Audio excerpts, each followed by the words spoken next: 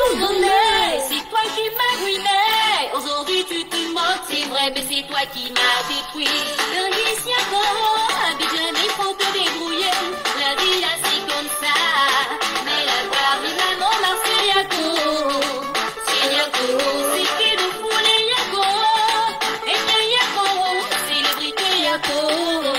Syriaco. Guiba comme Soumia, Véronique a désiré de fou.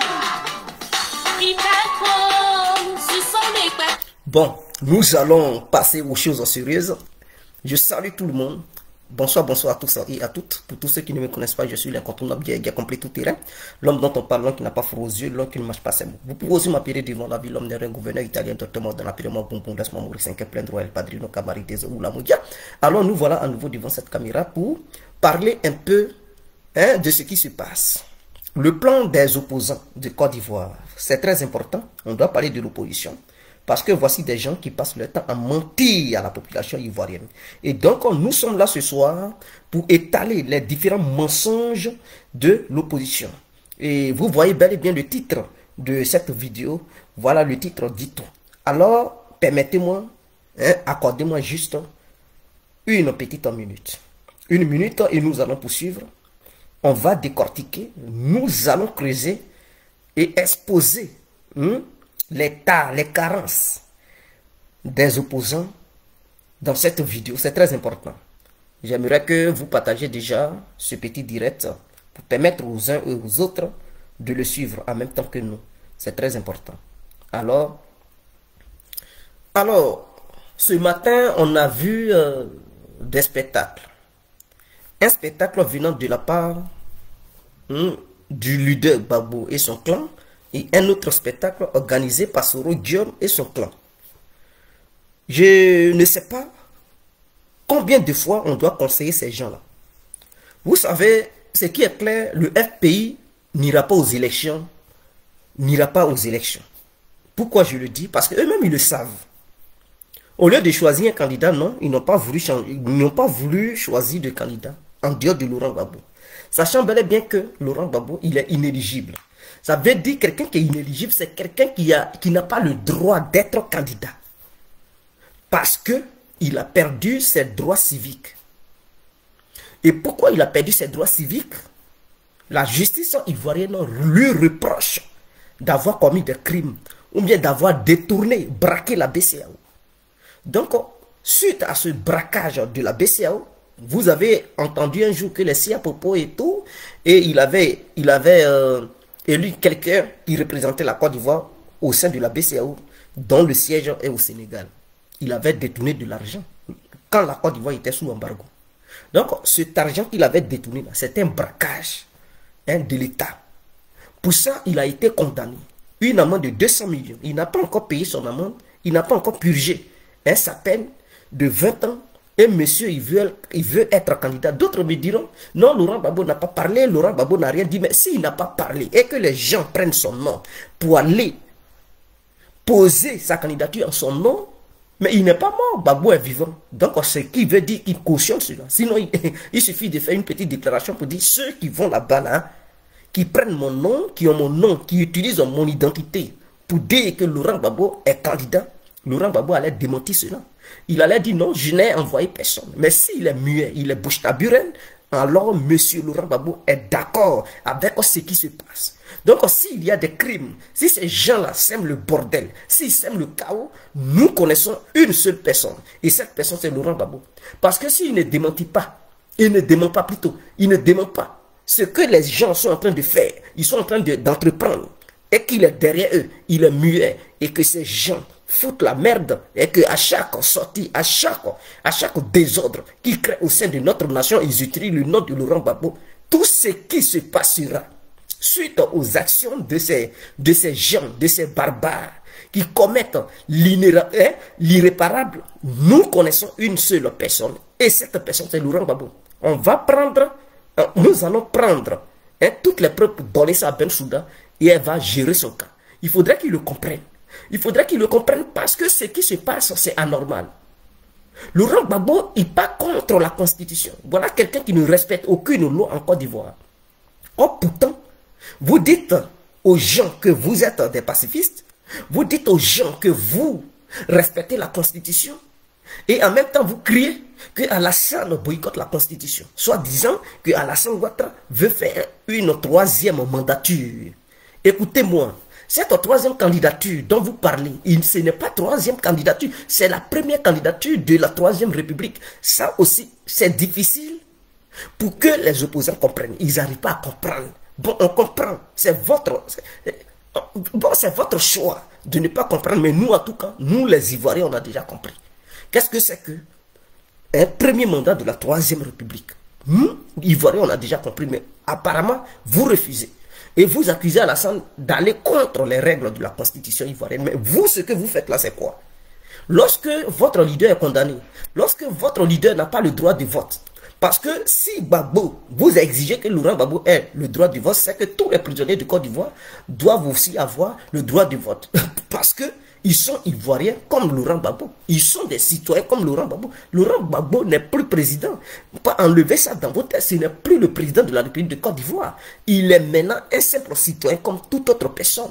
Donc vous ne pouvez pas demander aux autorités de remettre son nom sur la liste électorale et que ce dernier qui a été condamné, vous pensez qu'il est éligible. Donc au nom de ça, vous mettez en tas pour aller déposer, faire du bruit, agacer les gens ce matin, bonne heure, barrer les routes, vous envahissez les voies, vous empêchez le trafic de bien se dérouler et vous pensez que vous êtes dans la légalité. Non, vous êtes dans l'inégalité et vous foutez la merde au sein de notre nation. Ça aussi c'est condamnable. Ça aussi c'est condamnable. Et soyez-en sûrs, cette candidature ne sera pas validée et vous êtes conscients. Je dis bien, vous êtes conscients. Ça veut dire que les membres du FPI ont refusé d'aller aux élections présidentielles. Puisque nous les connaissons, ce sont des champions de boycott, ils vont encore boycotter cette année. Donc, chers militants, chères militantes du FPI, chers sympathisants et sympathisants du truc du FPI, vous devez comprendre une seule chose. Tout ce bruit que les gens sont en train de faire au sein de votre parti, c'est du mensonge. Et ils ne font que vous mentir. Et vous aussi, je n'arrive pas à comprendre. Vous qui êtes conscients des intellectuels, vous qui avez été à l'école, vous qui avez appris dans la vie, vous qui connaissez un peu la Constitution, les lois ivoiriennes, vous êtes conscients en âme et en conscience que votre champion, il est inéligible. À quoi bon de sortir dans les rues pour crier de joie comme si on venait de tuer, ou bien votre champion venait de tuer l'éléphant et donc chacun est prêt à prendre sa part. Mais c'est du n'importe quoi. Vous devez comprendre. Ces gens, ils ne font que chercher la guerre. Ils ne font que créer le désordre.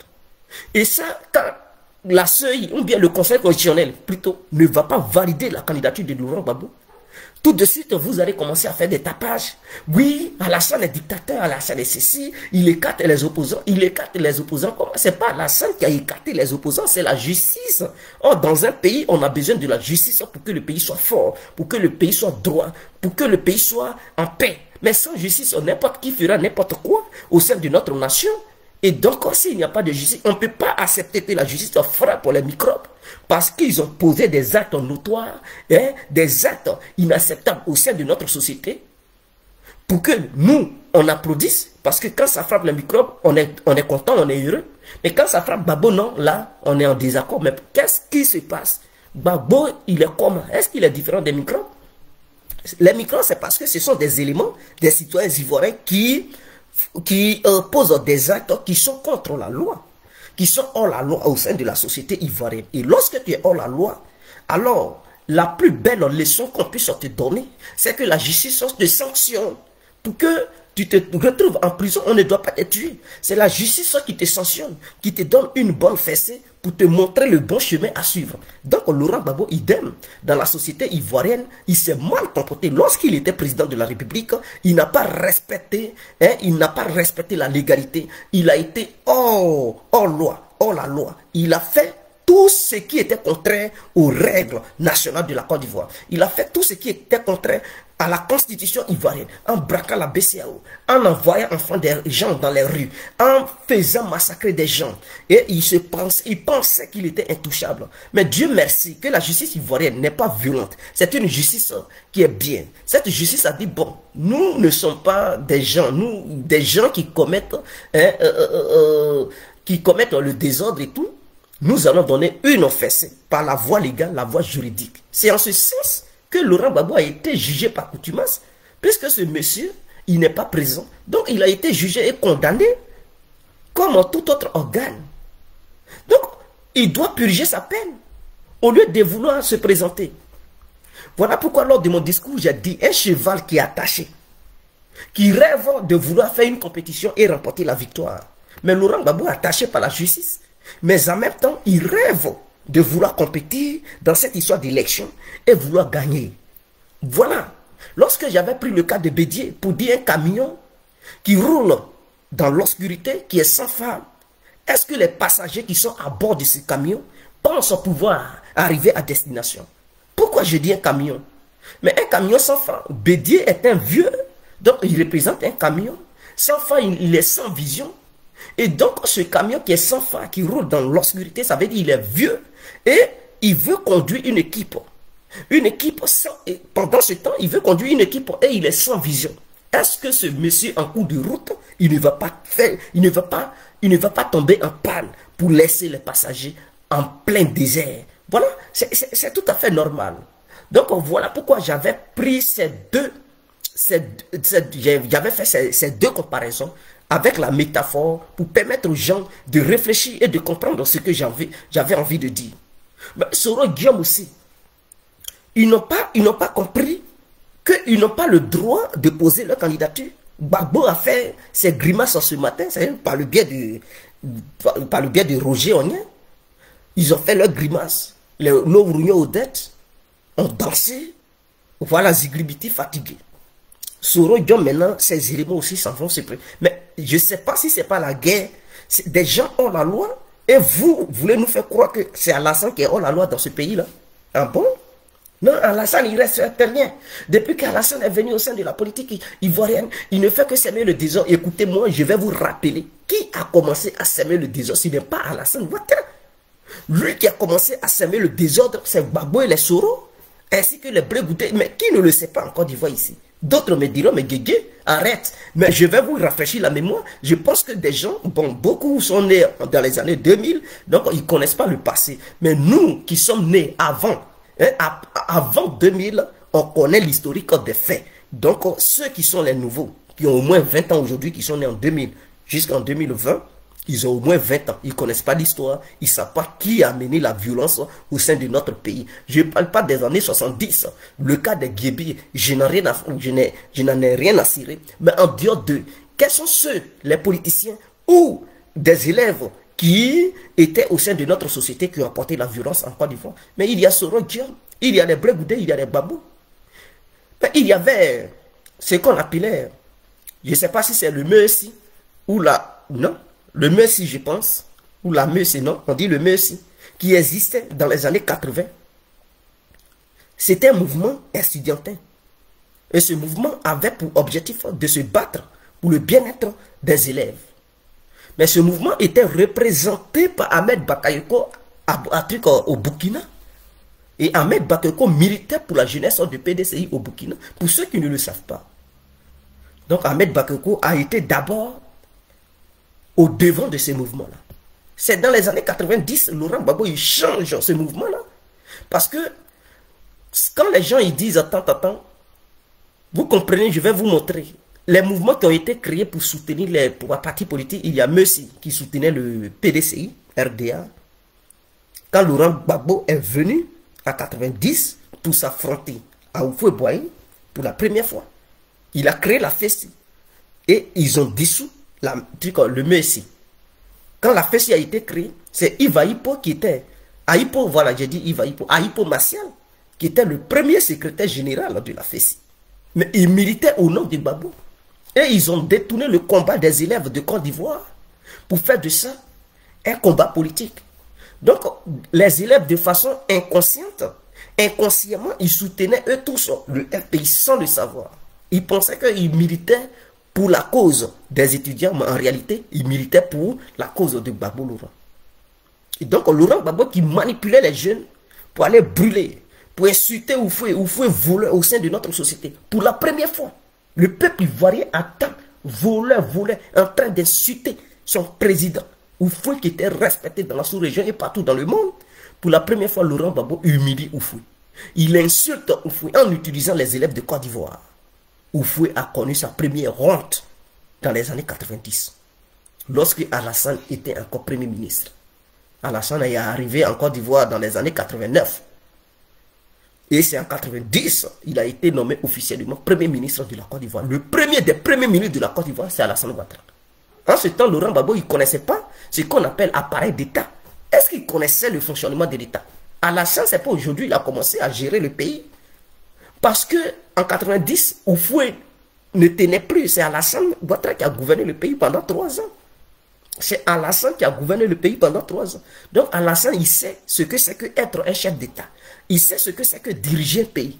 Il sait ce que c'est que gérer une économie. Il sait ce que c'est que rétablir la confiance entre les citoyens d'un même pays. Il sait ce que c'est que la sécurité d'un pays. Donc Alassane Ouattara, c'est pas aujourd'hui il a commencé à diriger la Côte d'Ivoire. C'est pas aujourd'hui il a commencé à connaître ce que c'est que la paix, ce que c'est que le développement, ce que c'est que le bien-être quotidien du peuple.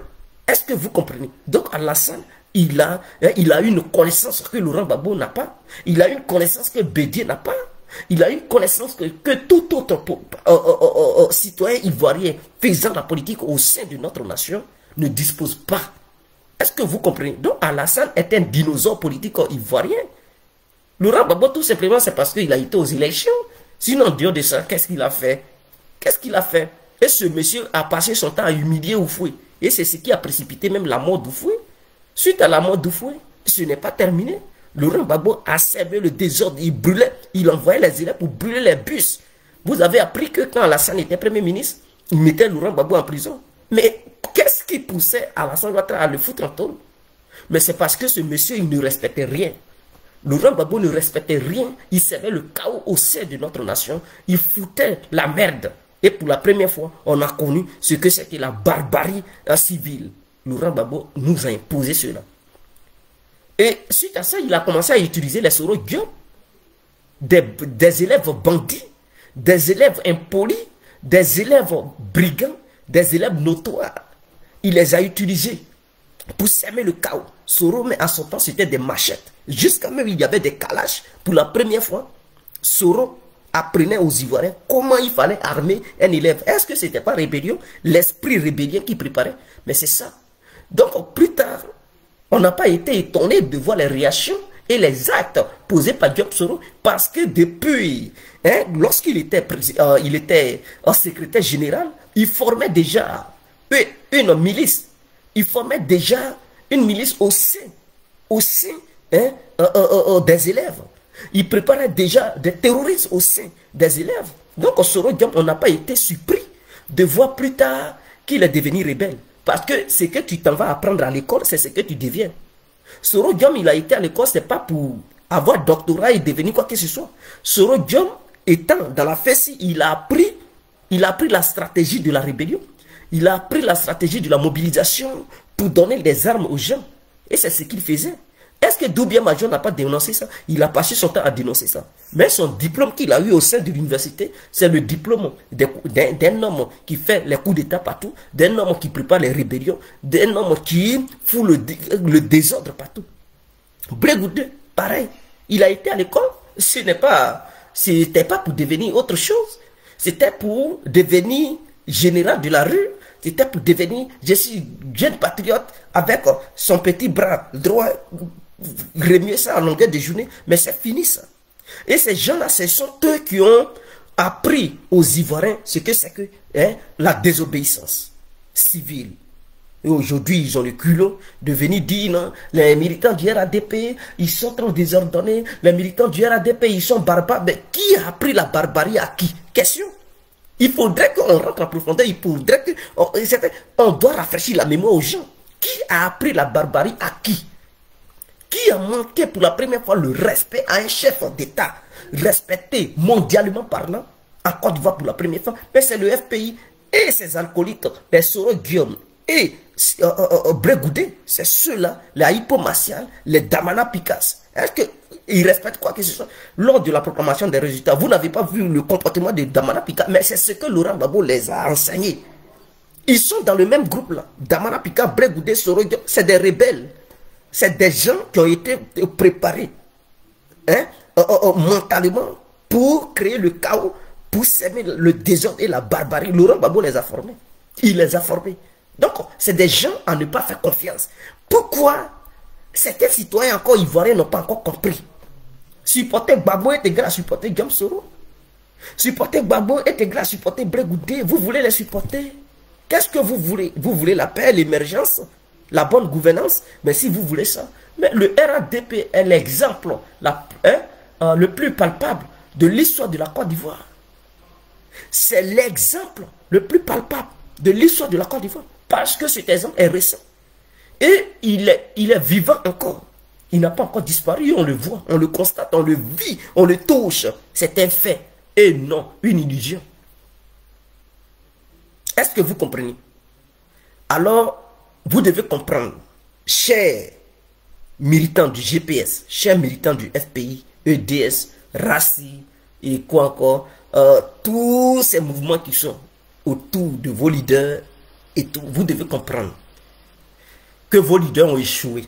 Ils n'ont pas pu, dans leur vision politique, ils n'ont pas pu choisir leur remplaçant pour pouvoir représenter leur mouvement ou leur parti politique dignement pour participer à cette élection. C'est un échec total. Laurent Gbagbo a échoué parce que lui-même étant conscient que le Conseil constitutionnel va rejeter sa candidature, mais quand même il s'est entêté à envoyer des gens pour poser quand même sa candidature. Ça veut dire, autour de lui, il n'y a personne capable de remplacer Laurent Gbagbo. C'est un échec dans sa politique parce qu'il n'a pas été à la hauteur. Soro Guillaume aussi, il a échoué parce qu'il est conscient que lui, Soro, il ne pourra jamais être candidat tant que la poursuite n'est pas encore levée. Tant que cette condamnation n'est pas encore levée, il ne peut jamais être candidat. Mais malgré ça, il envoie des gens d'aller poser sa candidature. C'est un échec parce qu'autour de lui, il n'a pas pu former des responsables capables de représenter le GPS. C'est un échec. Maintenant, suite à ça, que voulez-vous faire? Quel est le plan? Parce que je sais, chaque action, il y a un plan derrière. C'est ça qui m'intéresse. L'idée, l'idéologie qui vous pousse à vouloir coûte que coûte à poser vos candidats. C'est ça là que je veux savoir. C'est ce qui est derrière vos têtes. C'est ça qui m'intéresse. Parce que si vous êtes assis, réfléchir, sachant bien que vous êtes inéligible, et malgré cela, vous partez déposer vos candidatures, c'est que vous préparez quelque chose. Et cette chose que vous préparez là, c'est ça, moi, bien compris, je vise. C'est le désordre que vous préparez. C'est le désordre parce que ce que vous venez de faire, ça puisse vous servir d'alibi et lancer l'appel à la population ivoirienne de descendre dans la rue et commettre l'irréparable, les dégâts, le désordre. C'est ce que vous voulez faire. Parce que quand le Conseil constitutionnel va dire, Laurent Gbagbo, sa candidature n'est pas retenue, Poussoro n'est pas retenu, ça sera une preuve pour vous. C'est-à-dire, ça sera un argument pour vous, pour concrétiser ce que vous rêviez de faire, c'est-à-dire la guerre civile. C'est de ça qu'il s'agit. Sinon, pour rien au monde, vous n'allez jamais vous lever à demander à ce qu'on pose vos candidatures. C'est parce que vous avez une idée cachée. Et que pour mettre ça en exergue, pour mettre ça en œuvre, pour mettre ça en valeur, il a fallu, il faille qu'il y ait un départ. Et ce départ, c'est le refus de vos candidatures qui sera prononcé dans les jours à venir. C'est ça qui sera l'élément catalyseur qui vous poussera à donner des ordres à vos militants d'aller s'aimer le désordre. Voilà, donc le gouvernement doit savoir cela. Le gouvernement ivoirien, j'interpelle le gouvernement ivoirien. Ils ne vont pas dire boycott au cadeau. Non, leur plan c'est de déstabiliser le pays. Leur plan c'est de créer une guerre civile. Leur plan c'est de foutre le désordre. Leur plan c'est de créer la chienlit au sein de notre pays. Mais pour créer la chienlit, il leur faut un argument. Il leur faut quelque chose sur laquelle ils vont se baser, sur laquelle ils vont s'appuyer pour concrétiser leur projet. Puisque le peuple ne sort pas, quand ils lancent des appels, le peuple ne sort pas. Alors, pour eux, Ça, c'est une bonne affaire pour eux. Comme ça, ils vont dire, bon, cette population qui est sortie aujourd'hui pour déposer, pour accompagner chaque leader, quand leurs candidatures seront rejetées, ils vont demander à tous ceux-là de sortir pour s'aimer le chaos. Et c'est sur ça qu'ils se basent. Et ils vont dire, si Babo n'est pas candidat, si Soro n'est pas candidat, il n'y aura pas d'élection. Voilà leur vision. Ils ne vont pas dire, on boycotte, hein, on ne va pas aux élections. Eux, ils vont dire, si eux, ils ne vont pas, il n'y aura pas aussi d'élection. Et leur projet, parce que c'est ce que j'ai appris, leur projet, ils ne vont pas vouloir que le président garde le pouvoir. Ils vont dire, il faut une transition. Mais vous devez comprendre qu'il n'y aura pas de transition. Si vous créez le chaos, Alassane va continuer son mandat. Et ça sera toujours... Il va continuer son mandat. Et en 2025, il sera encore un nouveau candidat. Il faudrait que vous le sachiez. Parce que sa première candidature, son premier mandat de la 3e République, si vous créez le chaos, c'est comme s'il n'a pas... C'est comme s'il n'a pas encore posé de candidature. C'est comme s'il poursuivait toujours son deuxième mandat de la 2e République. Si vous semez le chaos là, ça sera son deuxième mandat de la 2e République qui poursuivra jusqu'en 2025. Et quand 2025 va arriver, il va être un nouveau candidat pour son premier mandat de la 3e République. Je répète ça aux gens, il faudrait que les gens nettoient bien leurs oreilles. Je dis bien, si vous créez le désordre en Côte d'Ivoire, si le désordre est créé par Laurent Gbagbo, Soro et Bédié, pour empêcher les élections, il n'y aura aucune transition, c'est clair. Il n'y aura aucune transition en Côte d'Ivoire. Et encore, de plus, Alassane Ouattara continuera son mandat. C'est comme si c'était le règne toujours du deuxième mandat de la 2e République.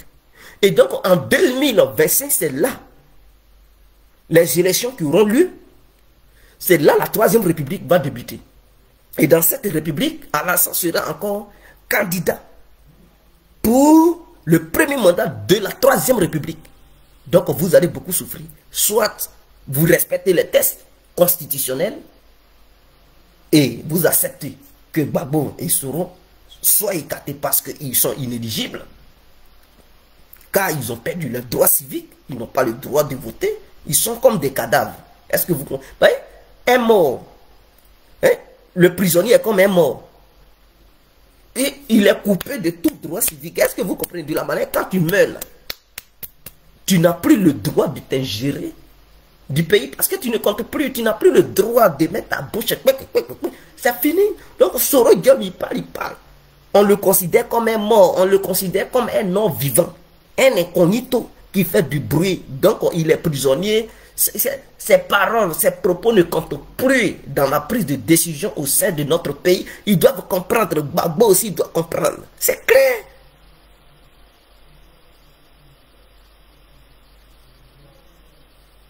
Est-ce que vous comprenez? Donc, je pense que voilà ce que je constate et ce que je vois. Le danger qui vient, c'est ça.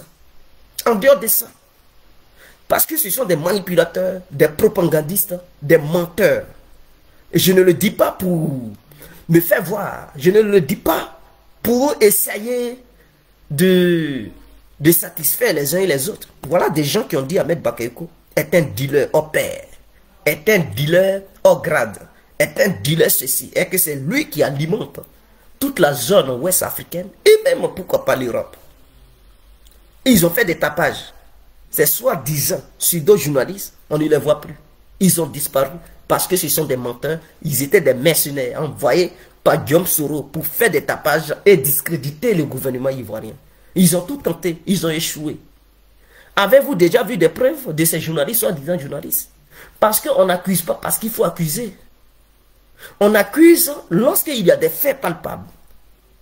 Un enquêteur là, c'est quelqu'un qui prend tout son temps pour avoir toutes les preuves nécessaires, photos à l'appui, même vidéos à l'appui, pour afficher l'individu qui soupçonne ou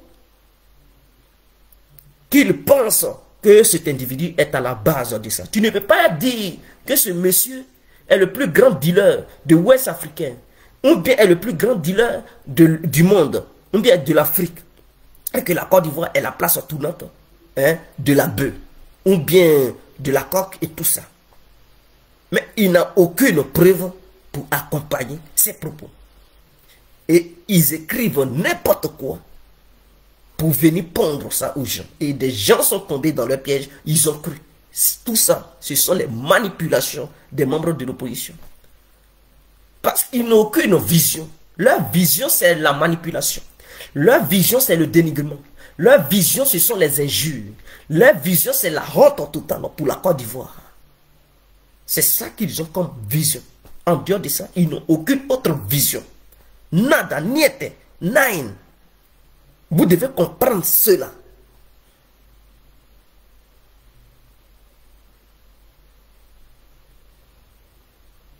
Est-ce que vous comprenez? Donc, les membres du FPI, revenez à la raison. Ne soyez pas surpris. Je tiens à vous informer que le FPI n'aura pas de candidat. Soit vous vous mettez derrière Afi pour aller l'accompagner, ou soit cette élection 2020 là, vous décidez de boycotter ça. Et nous, les champions, RADP, on reste au pouvoir. C'est clair. Donc, c'est clair. Je n'arrive pas à comprendre. Vous avez peur. Pendant que vous présentez les babos qui sont hors la loi, vous demandez à ce que Ouattara retire sa candidature. Mais on est dans quel pays? On est où là? Votre babo, il respecte rien. Et vous demandez à Alassane de se retirer. Oh, pourtant, Alassane, il est dans la légalité parfaite. Quand on dit quelqu'un, il respecte les tests, c'est tout à fait propre avec Alassane Ouattara. Voilà quelqu'un qui est constant dans le respect des tests, dans le respect de la Constitution. Voilà quelqu'un qui ne dévie jamais. Voilà quelqu'un qui est constant. Voilà quelqu'un qui respecte tout ce qu'on lui demande de respecter.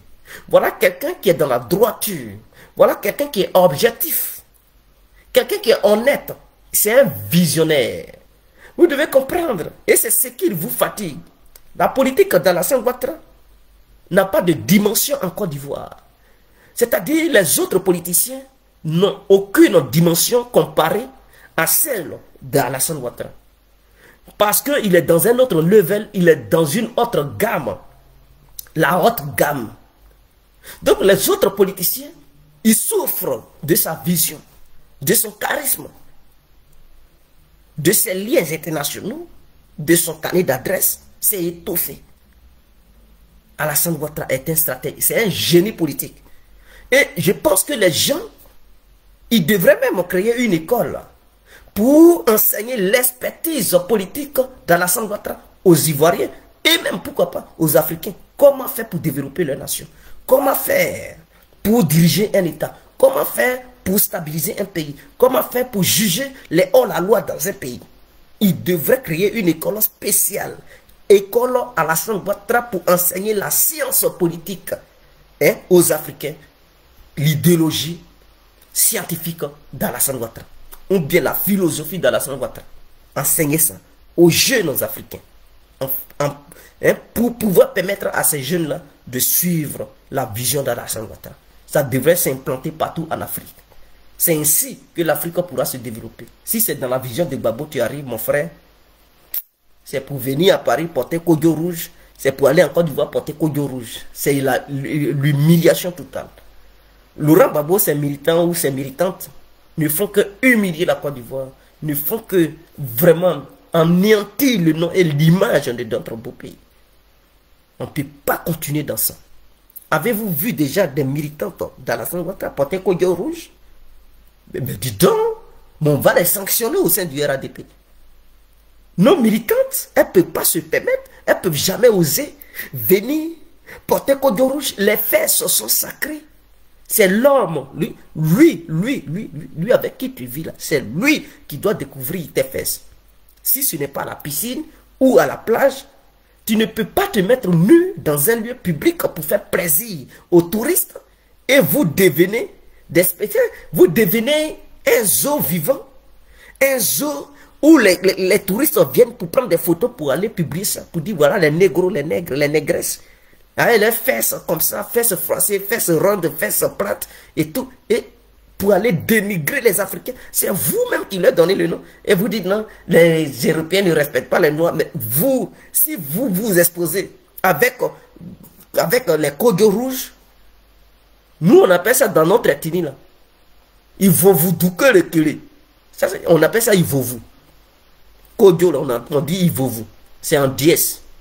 Vous portez ça pour devenir des os vivants. Eux, ils ne payent plus pour aller aux zoos. Mais les os sont devant eux. Devant la place Trocadéro, devant la CPI. Le zoo est là. Tout le spectacle est là. Des vieilles mamans qui ne se respectent pas, qui enlèvent caleçon. Qui a besoin de voir ça? Ah, qui a besoin de voir ça? Si vous êtes en chaleur, allez-y vous réchauffer. Donnez de l'argent, les petits là vont vous réchauffer. Au lieu de venir humilier tout un peuple, toute une nation, tout un continent, ça me fait mal. Et ça encore, les Ivoiriens vont suivre ce genre de personnes. Mais quelqu'un qui devient un zoo hein, à la place de l'Élysée, je ne sais pas, je dis place de l'Élysée, place Trocadéro et tout, devant la CPI, qui deviennent des zoos vivants partout dans le monde. Vous voulez leur confier le pays? Mais on comprend. On comprend quand ils étaient au pouvoir, on comprend pourquoi. C'était le sexe. En dehors de ça, ils n'ont jamais proposé quoi que ce soit. Leur expérience, c'était comment il faut faire l'amour. C'est tout. Un probabo qui ne sait pas faire l'amour, c'est pas un probabo. Parce que le maître leur a appris comment il faut taper. C'est tout. Mais un probabo qui sait développer un pays, qui sait, non, il n'existe pas en Côte d'Ivoire. Peut-être il l'aura avec le temps, puisque Alassane est là. Enseigner la politique à tous les Ivoiriens de tous bords, ils vont prendre exemple sur Alassane pour pouvoir quand même avoir une petite notion de connaissance en cette matière. Mais pour le moment, ça n'existe pas. Pour le moment, ça n'existe pas et je pense que nous allons devoir pouvoir nous laisser, chers parents, chers frères. Mais on revient bientôt, on revient tout à l'heure. On revient tout à l'heure et on va en parler. Ciao, c'était l'incontournable.